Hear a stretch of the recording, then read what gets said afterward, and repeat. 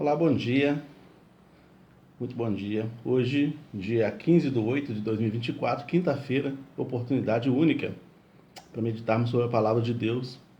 E eu estava me lembrando um dia, para dar uma introdução aqui no nosso assunto, estava me lembrando de quando eu tive que deixar a escola. Eu era adolescente e eu fui reprovado. Eu ia ser reprovado na prova de matemática, porque matemática eu sempre passei em cima, nunca tirei notas, nunca gostei muito de números. E então eu ia ser reprovado. A professora me anunciou isso. Ela falou: você vai ser reprovado. Então, antes que ela me reprovasse, eu parei de estudar. Voltei a estudar alguns anos depois. E eu tive que fazer matemática de novo, né? E é assim que acontece. Quando a gente não passa numa prova, a gente tem que voltar e fazer de novo. Não tem jeito. A gente não vai passar para frente, não vai passar de série, não vai passar de ano sem é, suprir as necessidades do ano anterior ou cumprir o protocolo do tempo do ano anterior. E assim também é na nossa vida, né? Hoje eu quero falar sobre provação e força, a ligação entre essas duas coisas, né? Provação e força. E o texto é Marcos capítulo 4, do versículo 35 até o versículo 41, que diz assim, ó: E naquele dia, sendo já tarde, disse-lhes: Passemos para outro lado. E eles, deixando a multidão, o levaram consigo, assim como estava, no barco. E havia também com ele outros barquinhos. E levantou-se grande temporal de vento, e subiram as ondas por cima do barco, de maneira que já se enchia. E ele estava na popa, dormindo, sobre uma almofada. E despertaram-no, dizendo-lhe: Mestre, não se te dá que pereçamos? E ele, despertando, repreendeu o vento e disse ao mar: Cala-te, aquieta-te. E o vento se aquietou, e houve grande bonança. E disse-lhes: Por que estáis tão temerosos? Como não tendes fé? E sentiram um grande temor, e diziam uns aos outros: Mas quem é este, que até o vento e o mar lhe obedecem? Essa é uma imagem bonita, né? Enquanto a gente vai lendo, a gente vai imaginando as cenas que aconteceram naquele momento ali, e me parece uma coisa bem bonita, né? De repente Jesus se levanta e manda tudo parar, né? Aí para os ventos, para a tempestade, para o mar, aquela fúria toda é paralisada pelo poder de Jesus. É muito interessante isso, né? Interessante também é o fato de Jesus estar dormindo numa almofada, como diz aqui o versículo 38, né? Na popa da embarcação, numa almofada. A popa da embarcação era a parte de trás, que é responsável por estabilidade e por dar direção. É lá na popa é que tem o leme, que vai dar o direcionamento para a embarcação e também a estabilidade dela. Não é curioso isso? Jesus estava no lugar onde daria estabilidade, e ele deu estabilidade para o tempo e também direção para eles. Vamos para o outro lado, né? Então, diante das tribulações, ele está lá. Ele está lá para dar estabilidade e direção. Diante das tribulações, ele está lá. Diante das provações, ele está lá. E a gente não pode negar-se ou se privar de pedir a ele o socorro. Os discípulos foram até ele. Ele estava lá dormindo, estava cansado, foi um dia cheio. E já era tarde da noite. O texto fala que já era tarde quando eles começaram aquela embarcação, aquela viagem por meio, para atravessar o Mar da Galileia. Mas foram até ele: o mestre, a gente está morrendo. Você não percebeu isso, não? Você não está percebendo isso? Jesus estava dormindo numa almofada, bem confortável, no lugar onde ele podia dar direção, no lugar onde ele podia dar a estabilidade que eles precisavam, né? A provação é um teste de fé, né?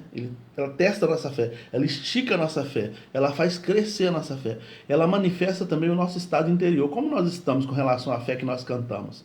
A gente precisa viver as coisas que a gente canta, a gente precisa viver as coisas que a gente prega, né? A gente precisa viver a fé que a gente prega para as pessoas. Às vezes uma pessoa passando por dificuldade pede a gente alguma opinião, pede a gente uma oração, pede para nós intercedermos por ela, ou pede um conselho, e a gente tem sempre uma palavra para dar solução para a vida dos outros, né? Para tentar dar estabilidade e direção para a vida dos outros, mas de repente aquele conhecimento que a gente tem não nos vale como estabilidade interna e como direcionamento interno, né?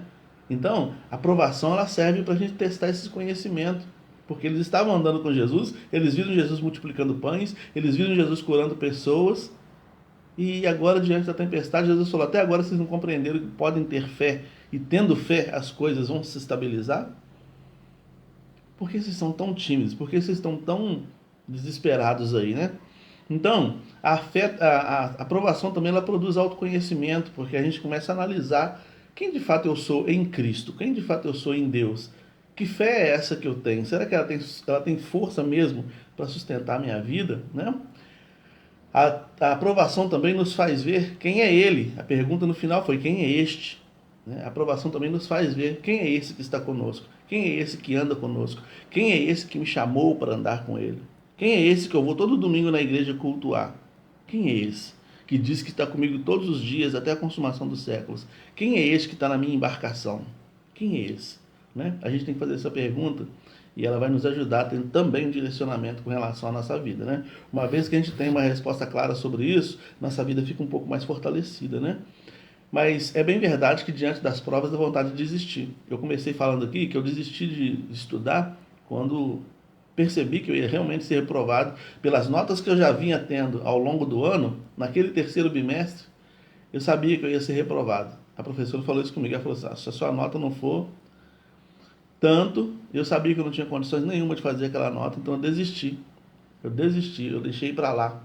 Dá vontade de desistir muitas vezes diante da tribulação. Mas Provérbios 24:10 vai dizer assim, ó: se te mostrares fraco no dia da angústia, é que a tua força é pequena. A gente desiste aqui, a gente desiste ali, desiste de uma coisa aqui, desiste de uma coisa ali, daqui a pouco a gente está paralisado. Daqui a pouco a gente desistiu de tudo, né? E aí, às vezes a gente acorda lá na frente, né? Sei lá, acho que foi 8 anos depois ou 10 anos depois, é que eu retomei os estudos. E tive que retomar agora com uma nova consciência, com uma nova mente, com uma nova perspectiva, já entendendo que os estudos faziam parte do meu futuro. Eu não teria como produzir um futuro diferenciado, talvez que eu estivesse desejando, sem passar por aquelas matérias que eu tinha abandonado lá atrás, há 8 ou 10 anos atrás. Então eu tive que voltar lá. E às vezes a gente tem que voltar lá, fazer a prova de novo. Deus mesmo promove isso. Pode ser que algumas coisas se repitam na sua vida constantemente. Você fala: nossa, minha vida sempre está acontecendo isso. Talvez você está sendo reprovado e Deus está te dando prova novamente, dando-nos a oportunidade de passarmos por essa prova e sairmos do outro lado melhores, né? Então, não desiste não. Continua avançando. Ontem nós falamos sobre Josué, capítulo 1, versículo 9, que diz assim, ó: esforça-te, tem bom ânimo, não tenha medo, não te espantes, porque o Senhor é contigo por onde quer que andares. Josué 1:9. Esforça-te. Esforçar significa pedir uma força extra, manifestar uma força extra. Quando você acha que não tem força mais para resistir, e manifestar uma força extra.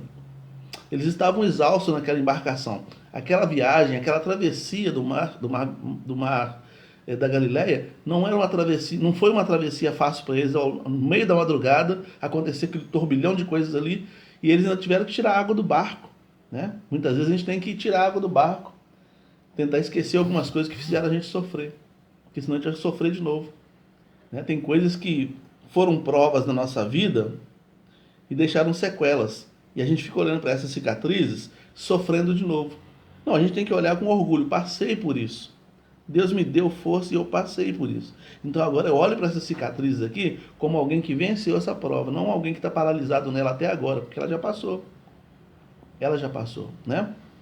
Então olhe bem, vamos nos alimentar da palavra, né? A palavra que a gente prega, que a gente canta, que a gente ensina para os outros. Vamos nos alimentar dela, vamos fazer com que ela venha nutrir a nossa própria força, nossa própria fé. Vamos fazer com que ela gere em nós uma fé robusta que consiga resistir às tempestades da vida.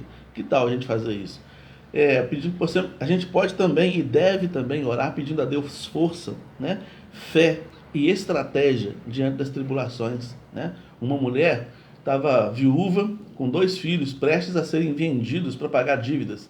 Ela pediu uma estratégia ao profeta. Foi até Eliseu, e Eliseu deu a ela uma estratégia: olha, usa o azeite que você tem em casa, Deus vai multiplicar, Deus vai te abençoar. E ela fez isso. Então, ela orou, ela buscou estratégia, né? E esses homens também, como é que a gente vai fazer, Jesus? A gente está quase morrendo aqui. Oraram ao Senhor, foram até o Senhor pedir uma orientação, né? Manifestaram um pouco de fé, fizeram uma força extra para a manifestação daquela fé e viram o resultado acontecendo, né?